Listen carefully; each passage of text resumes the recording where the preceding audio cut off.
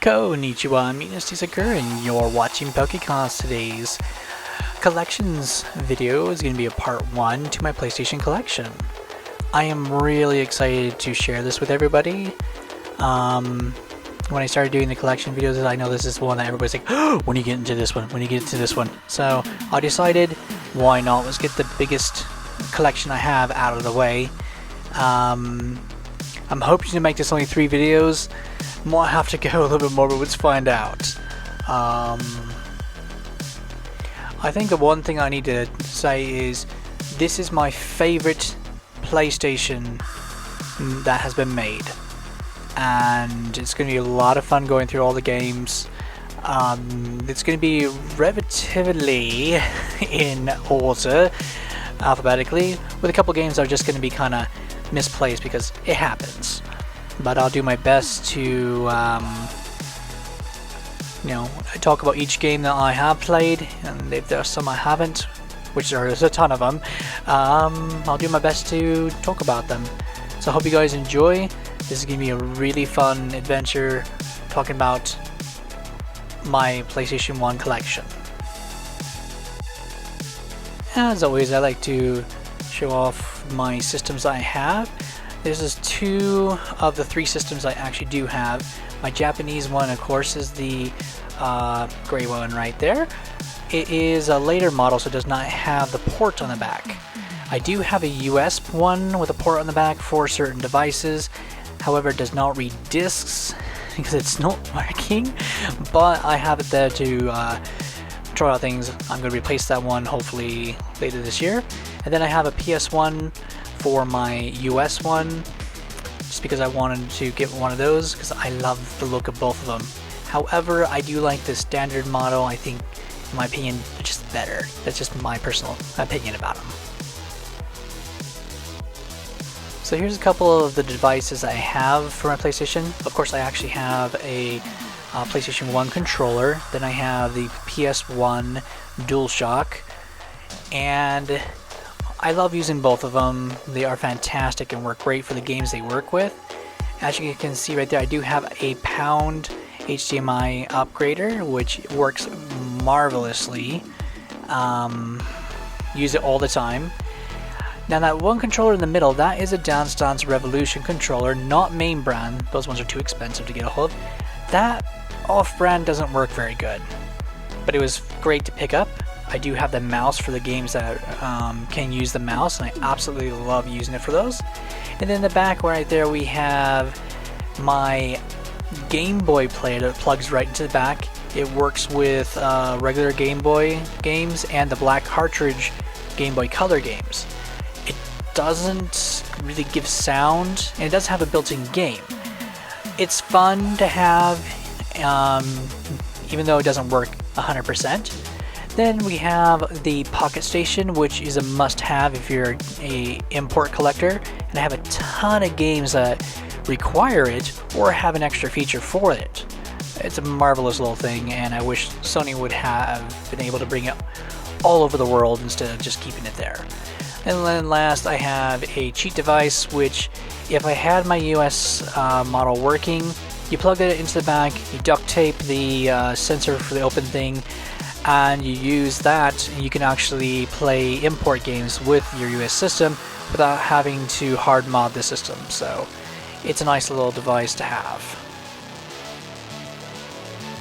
Here we have 2 controllers I'm very happy to have in my collection. They're amazing. Of course, that is the Beatmania controller.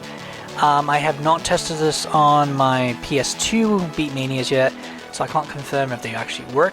But I will be doing a video on that game since I haven't tried it yet.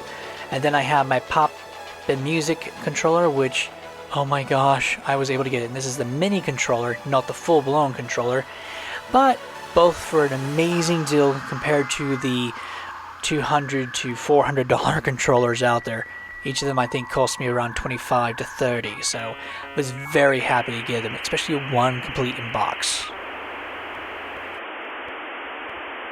Next is my weirdest controller. This is the Dance Summit Bust a Move 2001 controller. it's for a PlayStation 2 game, but it was also made to be compatible with the PlayStation 1, so that's why I'm including it. You basically, the red pads, each one on each side is a different button, and you smack them. The best way to describe how you use it. The next over here, this is a motion sensor baton, as you are the conductor of an orchestra for the Metro Music game series, and I was very lucky to find a copy of this, and it works. It's just very weird. Here are two more of the games I have that comes with controllers. First is Quest for Fame. This is a guitar pick controller controlled game featuring Aerosmith. You have to use a tennis racket, and you use a controller to pick the racket in accordance to the strumming that's on the screen. It's actually a really cool game, and it is playable without it, but it's still fun to use it. The next one is Daisuki Plarel de Ipai, and this comes with a controller. It works. It's so bizarre, but it's basically a train simulator, and it's a lot of fun to play, and the controller really adds a little bit more fun to it. So I'm really happy I was able to actually get one of the controllers, because some of the other controllers I've seen out there are in the hundreds, and this one I think I got for around 40, so I was very lucky.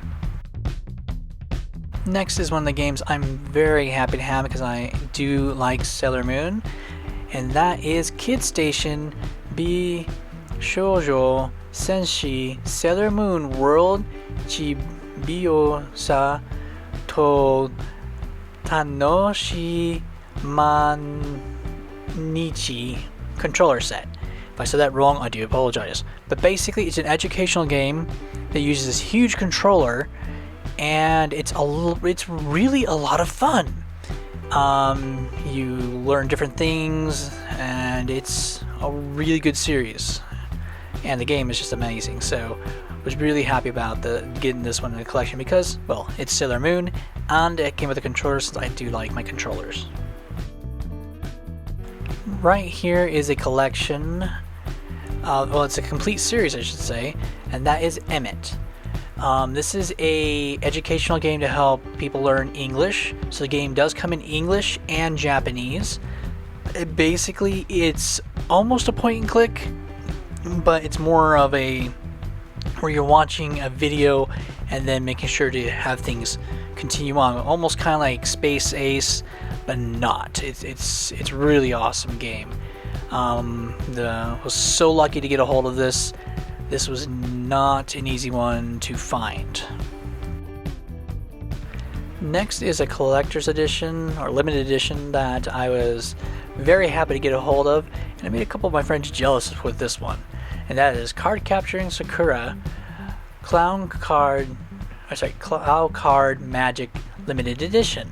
Basically, as you can see, it comes with the game, comes with basically a keychain, comes with a stand, and then up there, as you can see, that is a script. I don't know exactly if it's the script from the game or the first season or what, but it came with all this, and it does have Pocket Station capabilities as well. And basically, you are playing through the first season of the anime, collecting the cards, and you're running down collecting the cards. It's actually a really cool game. Here is a really fun fighting game. This is Samurai Deeper Kaio Limited Edition. Man, it comes with everything. It comes with stickers, comes with some art, postcards, comes with a card game included, and basically it plays very similar to like Samurai Showdown, and it is beautiful how this game plays. One I highly recommend for anybody who's looking for a good samurai 2D fighting game. Here is one of the gems of my collection, and that of course is Lunar 2 Eternal Blue. This is 100% complete. Bought this from a friend for a very good price because he wanted to go to a collector who would take care of it, and he didn't have Space's collection for it anymore. But yeah, this is one of those that I never thought I'd get it part of the collection, and I was lucky enough to do so. Next collector's edition is Eva Zero. This is a mystery visual novel, and it's really cool. It comes with some stickers, comes with a soundtrack, comes with a day planner. That's the weirdest thing that I've gotten in a collector's edition when it comes to just something that you would never think to get. But I have not tried this one, but I was really excited to get it because I love, well, collector's editions when I can get them for a good price. And here we have two games that are very similar but different altogether. We have Doko Domi Isho Deluxe Pack, and that comes with the first and second game of the series. And basically the game, to what I understand, because I haven't tried it yet, has life simulation for the Pocket Station, and then you can load games or load ringtones onto your phone. And then the other one is Kaitai Eddie, which basically is a phone app game to where you can save your information to, I think, the Pocket Station, and upload information that you type in on the PlayStation to your phone. And that's the best way to describe that game. Here is probably one of the weirdest Pocket Station games I have, and that is Pokelar DX Pink. Basically what it is, you turn your Pocket Station into a robot companion. It comes with a remote, you can dress it up, and it has certain phrases, and you can use the remote to acknowledge the phrase, continue on, and it will show you faces and everything. It's really bizarre. Next I have Renai Kyoza Real Age Limited Edition. This is a dating sim, I believe, or a simulation life game. I haven't played it yet, but it also came with a pocket watch, which was bizarre. But another collector's edition I'm happy to have, and it's one of the games that I'll be trying out soon. Here's one of those weird but awesome collector's editions, and that is Bakutan Shoot Beyblade 2002 Beyblade Battle Bladder Tournament 2 Limited Box. Basically, it's the game, and then it came with an exclusive piece for your Beyblades to do. The game itself is actually really cool and works really good. It's a really fun one to have. Next is a really weird one, and that is Gambare Mor Ikawa Kun Second Pet in TV Limited Edition, or known as Pet. And basically it's a virtual pet that you get to take care of and help it complete and grow, and it's really weird. That's all I can say about it. It does come with maps for each of the worlds you get to go to, and stickers where you can decorate your memory cards. Here is one of the best collections you can get for the PlayStation 1, and that is Chocobo Collection. This comes with Chocobo Stallion, Chocobo Racing, and Dicey Chocobo. Basically, the Stallion is a racing game where you basically get to take care of the Chocobos and race your Chocobo and do it. So it's basically like the horse racing games. Chocobo Racing is basically, in my opinion, one of the best Mario Kart clones you can get for the PlayStation 1. And then you have Dicey Chocobo, which is, if I remember correctly, is a board game, if I remember. All of them amazing games to play, with the racing one being my absolute favorite. Here are my Lightspan Adventures boxes I have. It is an educational series that was actually used in school. I don't have any of the actual books and material that you could use while having the kids learn how to do this, but after they decided that it was no longer good to use because they were doing something different, the schools basically started selling them out and it became available for collecting. There's 150 to 250 games. I can't remember the precise number. And I got a good array, and that's what we're going to be looking at, is the different games. I'll be going through those kind of quickly just because there's a lot of them and I haven't played all of them yet.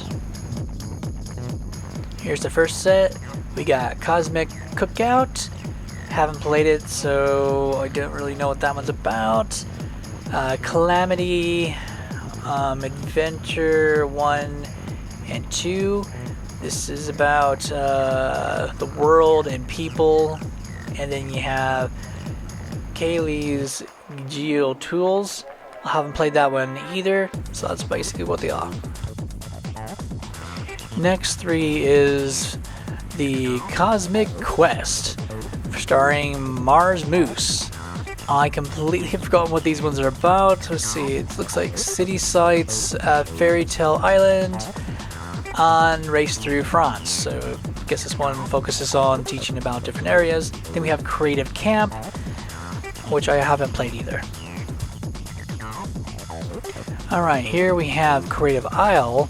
Now this one is basically, it's an animation program to get it to put different things different places. It's really weird, but pretty cool. You have Creative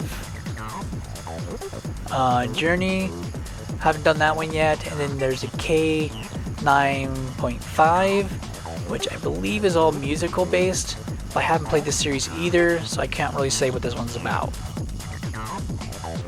Here's the rest of the K9.5, and then we have Cosmania. If I remember correctly, this one is more of a 3D adventure trying to stop something evil, if I remember correctly. Then we have the second one I have, a Cosmania. Then we have the Liquid Books.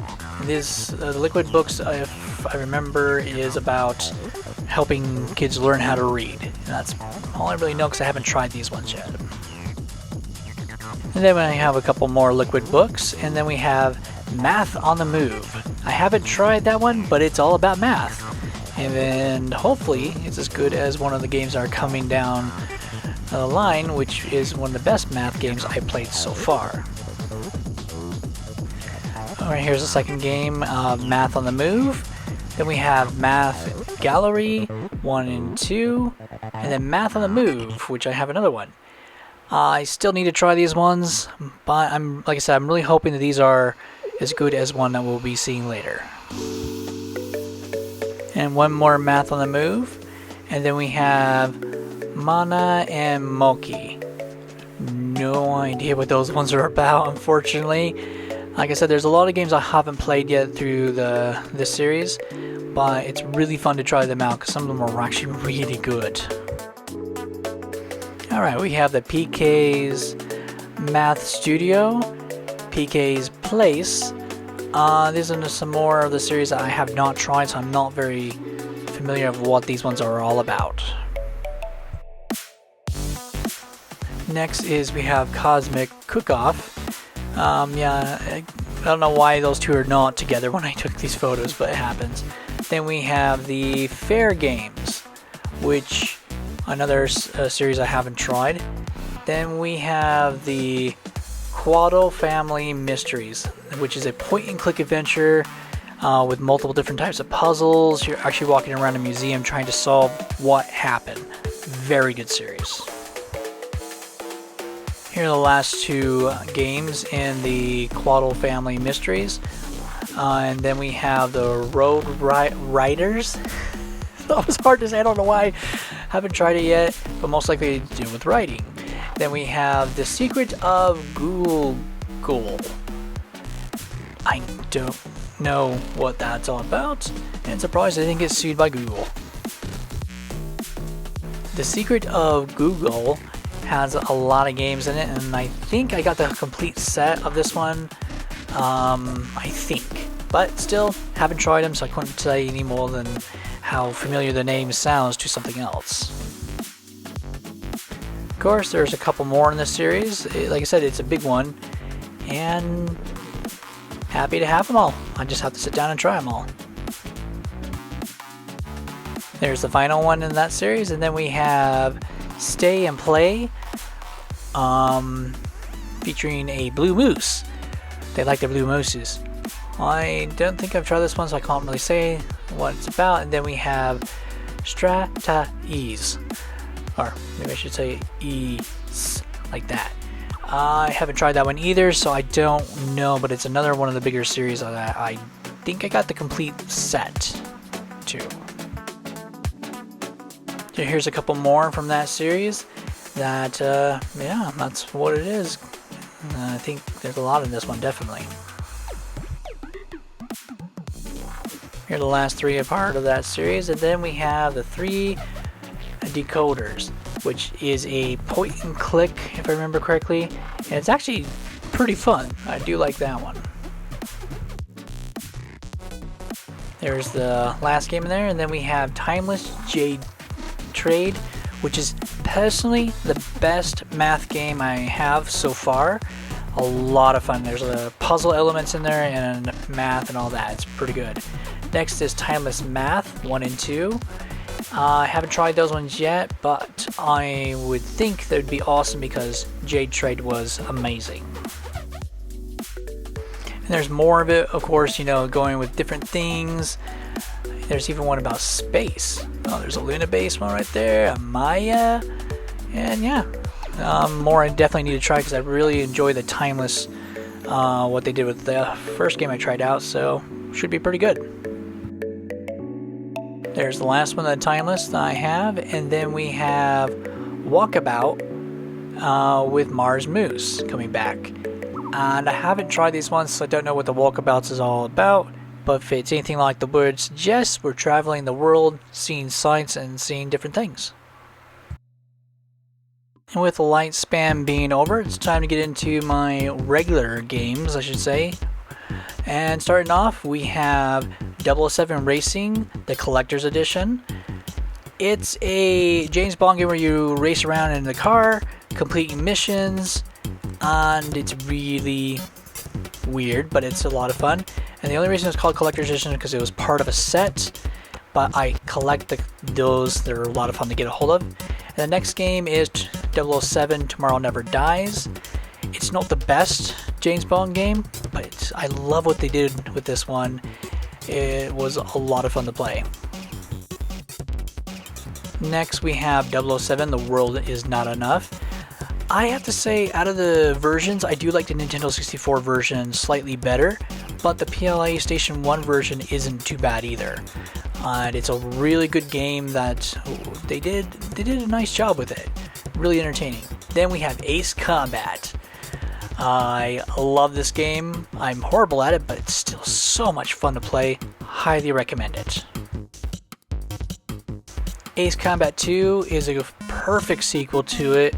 Another one that if you enjoyed the first game, you're going to love the second game. Another one I can't recommend enough.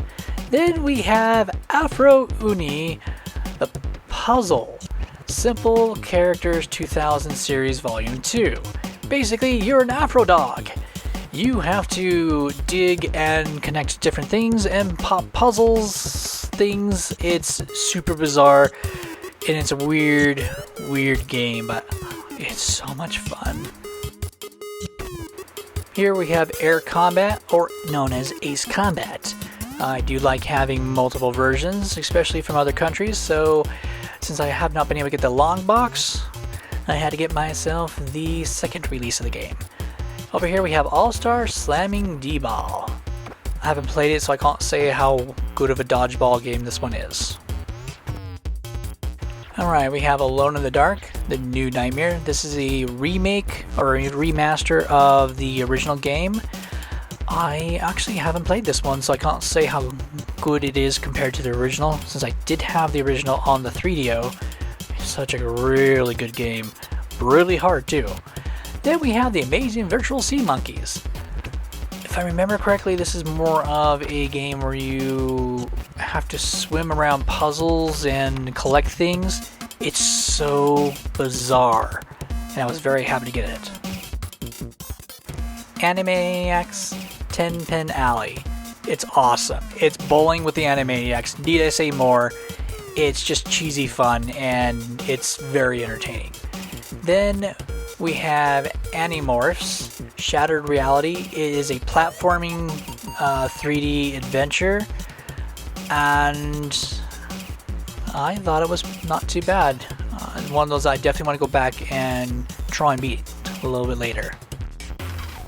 Here we have Aquanaut no Kaio Jisu Memories of Summer 1996. This is basically a submarine game that you go around searching the oceans. It's beautiful. If you love Endless Oceans, you will love this game. I cannot recommend it enough. Then we have Army Men Air Attack 2, one of the games I have not played because I have a lot of the Army Men games, just haven't gotten around to play them all. Here we have Army Men Sarge's Heroes Collector's Edition. There's another one from those triple packs that were released. This one is actually a lot of fun. It is, I think this was a third-person shooter, and the characters are a lot of fun. It's a charming game. Then we have Army Men World War Team Assault. I don't think I played this one, but I think this one's another, it's either a top-down or a third-person shooter. Here we have Arthur Ready to Race. I would like to stress this is not a racing game. Okay? Yes, you get to race downhill and all that, but it's more of an adventure title to go and you collect all the pieces to create your box car, and then you get to race down for the best time, basically. Really fun game. Beat it. I enjoyed it. It would be a fun one for kids who want something. And then we have Asteroids Super Light 1500 series, and I think they did a good job with the remake of Asteroids. I did enjoy it, so was happy to get the Japanese version. Next we have Asuka 120% Excellent, Burning Fist Excellent, and Asuka 120% Special, Burning Fist Special. I love this fighting game. It is very well done. Lovable characters, easy combos to get off, and there's the third game in the series I'm trying to get a hold of, but it's the most expensive one, so I don't think I'll get it. But if you're into the Street Fighter and all that, it's one worth looking into. This is ATV Racers. It is basically the ultimate generic Mario Kart racing game with ATVs. Best way to describe it, it is a guilty pleasure racing game because it's so bad that you just enjoy yourself while you play it. Then we have Austin Powers Pinball. I love this game. This game is so awesome. You get two boards in there based off of the two different movies. I think it was two boards. But if you like pinball, you like Austin Powers, that's basically what it's going to be. Not super exciting as some of the newer pinball games, but still a lot of fun. This is Azumanga Danjaro Da. I totally messed it up, but okay. Basically, it's Mahjong with the Azumanga Daioh girls, and that's what it is. It's Mahjong, and it's a lot of fun. Here is Blue Legend of Water. It's almost a Resident Evil style swimming game where you get to partner up with a dolphin and you're trying to find a hidden Mayan temple or something that will give you powers, and it's full free swimming. You got to use the dolphin as your friend to help attack and all that, complete puzzles. It's a weird one, but one of those that I'd recommend to people if you like those type of style games. Ball Breakers. So basically you are a racer, android person, who you race, or it's death matches and stuff like that. That's basically how the game plays. It's a cool idea, not one of my favorites, but clever. Then we have Genkito Crash Gear Turbo. Basically, they're little remote control cars that you have to build. Think of it more like Beyblade, but with cars. That's the best way to describe what this one is. Speaking of which, here is Bakutan Shu Beyblade 2002 Bay Battle Tournament 2 non-collector's edition. I got this one before I found out there was a collector's edition, so I have both copies.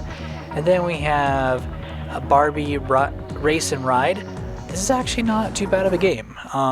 You can just ride around, enjoy the scenery, and then you could race your friends. It's an enjoyable game. Here we have Barbie Explorers. This is basically a running game, so you're just running straight, collecting all the gems, completing each area. I like it. Now, some people don't, but I do. Then we have Barbie Super Sports. It's a collection of different sports, mainly skating and surfing, or snowboarding, snowboarding. It actually works pretty good. There's things to unlock, and it's one of the better ones I played because I've had several other in the collection that are not the best of skating games. Barbie Gotta Have Games. Basically, it's a compilation of multiple different games you get to play. Really fun. I think this one even has a Bubble Bobble clone in there. It's enjoyable. Batman Gotham City Racer. This is not a racing game. Basically, Batman has decided to stay in his car this time. You rush around the city trying to find the villains, taking out the villains in their cars to complete the game. The game sucks, but it's not as bad as some of the other ones that I have in the collection. It's okay, but not a game I would recommend. Battle Arena Nintoshiden is basically a kid version of Battle Arena Toshinden, which we have over here, Battle Arena Toshinden 3. It's almost kind of like Sonic Fighters. That's the closest game I can think of that plays similar to this. It's nothing like how Virtual Kid Fighters was fun. This one's just, it's ugly, but it's entertaining to play with friends. Then of course you have Battle Arena Toshinden 3. It's what it is, a 3D fighter. And they've added, I think in this one they have about like 10 new characters in there or something like that. Not bad. I thought they did a good job with the last entry in the series. I think this was. Battle Stations. I believe it's like battleships. Haven't played it yet, so I don't know. Over here we have Beast Wars Transformers.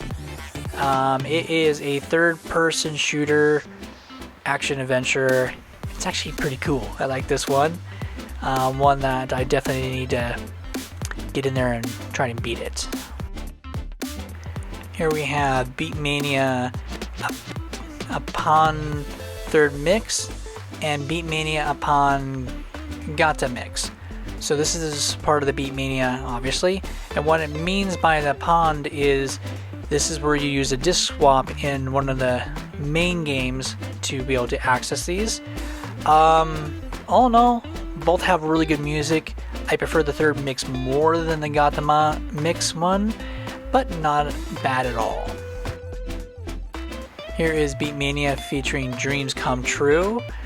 This is a standard disc, so this is what you'd have to use the other two discs. This is a easier one to play with some really nice soft music, pretty good. Then we have Beatmania, The Sounds of Tokyo, which is amazing, fantastic music, and one of those that I would recommend to get first, since it is a base disc where you can use the other ones. Big Strike Bowling. I don't know if I've tried this one yet. It's a bowling game. I love getting whatever whenever I can, so yay! Then we have BioShock 2. It was cheaper getting the Japanese version over the English version, so that's why I have it. And the best part is that a lot of these games like this come in English first for the dubbing, and then I'll have Japanese subtitles. So it's really cool, and I love the cover. It's really nice. Bishi Bashi Special. If there was ever something similar to WarioWare, this is one of those games. It's basically complete nonsense games you have to do that are random. They're for you and your friends. They're amazing. So much fun. Then we have this one. Bishoujo Senshi Sailor Moon Super S Sen Syoyaku Syodan Susen. I apologize for messing up. Basically, out of the Sailor Moon fighting games, this one is personally one of the worst, but it's still playable because it's so bad you at least have fun with friends while doing it. Black Bass with Blue Marlin. Really fun fishing game. Would recommend this one to anybody who likes fishing games. It's actually really good. Then we have Blade. I really enjoyed this one. It is not an easy one at all, because, you know, it's a Marvel game, so they have to make it difficult. But I think it's still playable and quite enjoyable too. Blaster Master blasting again. Not as good as the original, but it has a charm to it, so I do recommend people to try this game because it's not bad. There's something about it that makes it worth playing. Then we have Blue's Clues, Blue's Big Musical. This is a really fun game, surprisingly. It's a point-and-click adventure, and it is really enjoyable to play. And you might have fun with it with your younger gamers who like Blue's Clues. Board Game Top Shop. This is basically a Monopoly game, but you are working at a mall, you're buying shops, and then you're having to keep the shops stocked while you're still playing Monopoly, basically. It's one of the best ones I have in, well, that type of style. And then we have Bob the Builder. Can we fix it? This is a point and click puzzle game, and it's really fun to play. Definitely on the easier side, but sometimes you need games like that. Bogey Dead 6. This is a flight combat simulator, which is not too bad. I do personally like Air Combat a little bit more, or Ace Combat, but still not a bad game. They did a decent job with this one. Then we have The Bombing Islands. It is a puzzle-based game which really tries to piss you off as much as it possibly can. You know the type of games, but such a great game to play. If you like fun puzzle games, it's up your alley. Bowling. Basically, it is a basic bowling game for the PlayStation 1, and it's fun. That's all I can really say about it. It's worth getting because it's so cheesily basic that you have fun with it. Then we have Boys B. This is a dating sim based off of a manga series. I do like the artwork in it, and it's not bad. It's one of those games that, yeah, if you're into the dating sims, it has its charm to it, and especially if you like the manga, which I haven't read, you got that as well. Brats, dress up, get down, and be a Bratz superstar. This is a decent and easy rhythm-based game, kind of like Dance Dance Revolution. They could have done a little bit better on it, but it's still entertaining to try because it's not terrible. It's It's one of those, like, I'd say guilty pleasure style games. Then we have Bravo Air Race. I haven't really played this one, but it is a plain racing game, and that's about as much as I know about it. Breakout. This is a 3D remake of the classic Breakout, and another one I haven't played yet, but if it's anything like I've done on some of the other 3D based ones, it's going to be a lot of fun and drive you crazy due to the fact that Breakout is an insane game. Next we have Break Volley, which is a volleyball game, and it's volleyball. Not too bad. Burns Strick Wakeboarding. I don't know why I couldn't say that, but I couldn't. It's a decent wakeboarding game. You do tricks, you get pulled behind a boat, and that's how the game works. And it actually doesn't... It's not too bad, you know? The controls actually do pretty decent. So there's that game. And then we have Bubsy 3D. An amazing game. Totally worth playing. And I don't know why people hate it so bad. It's a decent game. Regardless of what anybody else says, I highly recommend playing this one and having it in your collection because it's amazing. Bust a Groove. This is one of the hardest rhythm-based games I have in the collection. In the top 5, seriously.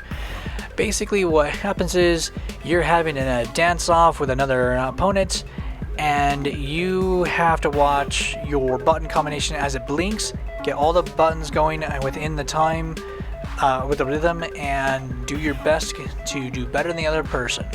Really, really hard game. I can't emphasize that enough, but an awesome one to try. Then we have Buzz Lightyear of Star Command. It is I think this one's a third person or a top-down shooter, and it is so much fun. They did a great job of bringing the cartoon series to life in the video game. One worth playing. These next two games are the two games part of the series. This is Buzzer Beater Kyohin and Puzzle Beater Zaipen. Basically, it is a manga that you get to watch. It's fully voiced, fully sound, but it's a manga that's a living manga. And it's part of the PlayStation comic series. These are amazing and absolutely beautiful.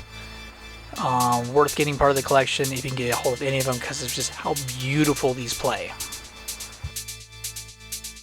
Here's one I'm really proud that I have in the collection, and that is Capcom vs. SNK Pro. This is a beautiful crossover game. The PlayStation 1 version is totally worth having, and one that is a joy to experience and play with friends. Next, we have Cardinal Sin. It is a 3D environment fighting game. It kind of plays like War Gods and that type of style, but the environment can hurt you, so you gotta be very careful about different things. And it's not bad, but it's definitely, like I said, like War Gods, to where it's just fun to play because it's so cheesily bad that you just have fun with it.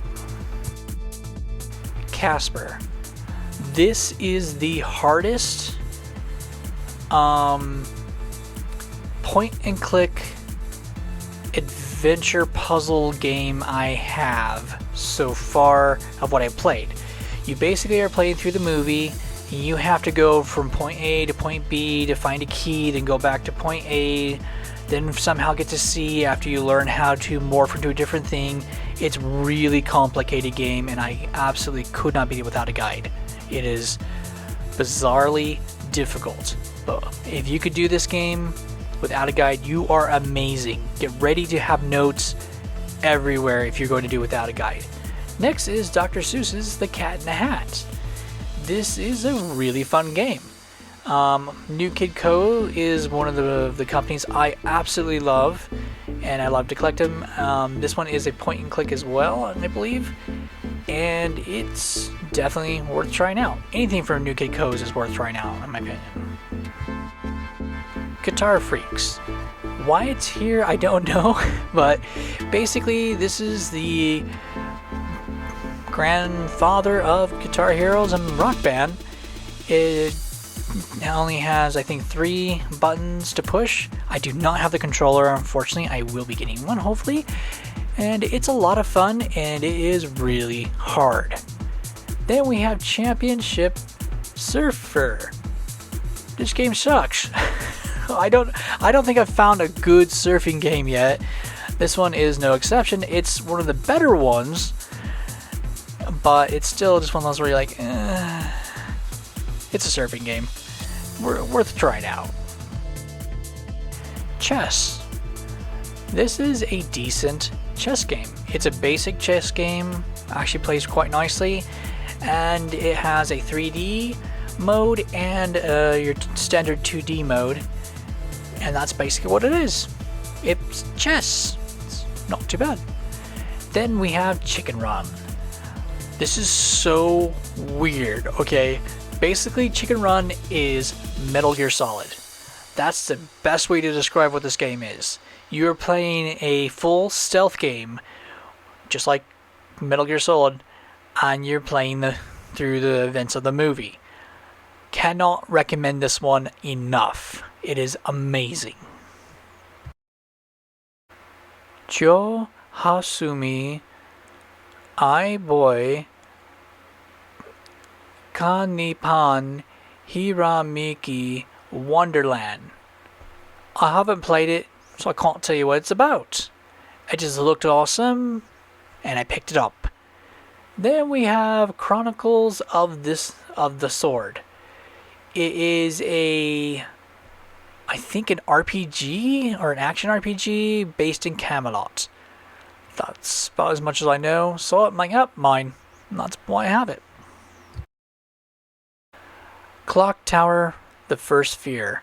This is definitely a scary game.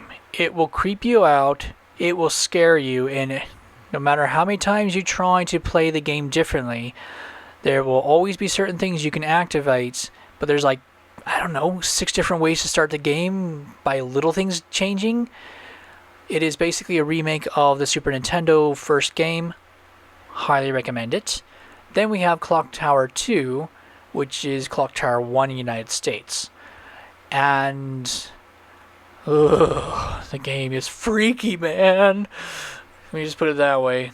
Not as scary, I think, as the first game, but definitely worth playing if you like those style of games. Basically, hiding.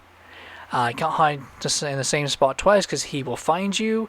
And good luck staying alive because you are going to die a lot. The Convenient 2 Zengoku Chain Tankaida. Basically, it is SimCity, or I shouldn't say SimCity, but it is a convenience store you have to take care of and try and do your best as a manager of a convenience store. That's about as much as I know. I haven't played it yet. Then we have Contender 2. It is a fun boxing game with a lot of fun elements in it. Definitely one that I would say give a try. Cool Borders 4. I haven't played this one, but I have played the first and second game. If it's anything like those, it's going to be amazing. Good snowboarding series. And then you have Creatures. This is a pet simulator to where you're taking care of these hideous looking alien creatures. You're helping them feed them, you love them, you teach them how to do things, and you get to unlock more of their habitat as they grow and become friendly towards you, or absolutely hate you and try to kill you. Different things like that. But that's basically what that game's about. It's really weird. Then we have Croc, Legend of the Kobos, and Croc 2. A series I highly recommend that somebody do this next for the PlayStation 1 remasters, because these games are brutal platformers. Oh my gosh. I am so stuck on the first game that I might actually have to use the level skip, because I have a section to where I have to grab the running power-up, and I have to run in a dark room as fast as I possibly can to be able to make all the jumps. And there's even rotating platforms, and it's brutal. Oh my gosh. These games will try your patience because of how amazing they are for a platformer. Highly, highly recommend them. And that concludes part 1 of the collection. And as you can see from what I have in just in this video alone, this is like maybe a fourth of my collection or so. So many great games I was able to share with you guys this time. There's so many more coming. There is just so much out there for the PlayStation 1 with all kinds of options to choose from. It's a collecting adventure that you won't have a lot of fun because there's so many choices to go for, and you'll be able to choose, okay, what route do I want to have my PlayStation 1 collection go? For me, I collect just to collect. Now there are games that, yes, I definitely will go for over some of the other ones first, but for the most part, I'm a collector to collect. But there's so much to get in here, so much to play, so much to do, that there are even weirder ones, those phone ones I showed you at the beginning, that you're just gonna be like, what? And then I'll be showing you guys some really, really bad games that I have in the collection as well, that are going to be fun to be like, oh, we have this. Look at it. Enjoy it. Don't touch or play this game ever unless you just want to collect it. Or you hate yourself. You know, we'll be having that coming later in the collection. And then just so many amazing titles that I can't wait to share with you guys. And more games I definitely know I have not played yet. Like I said, it just happens I have a huge collection, and this is actually the biggest collection I have right now. Then it goes down to PlayStation 3 being my next largest collection. So hope you guys have enjoyed. If there's any questions, leave it down below in the comments below, and I will answer them to the best of my ability. And thank you guys for watching the first part of the PlayStation collection. Can't wait to show you guys the rest, and hopefully have those all done soon before I get all these videos up. It will be once a week, just because these are going to be long videos, a gig apart most likely, so I'll have to load them up once a week. That way I don't go too far over our bandwidth. Yay, I love that, don't you? So see you guys in the next video, where we'll have more great games to show you guys, horrible games, and the bizarre games. This is T Sakura saying ciao and sayonara.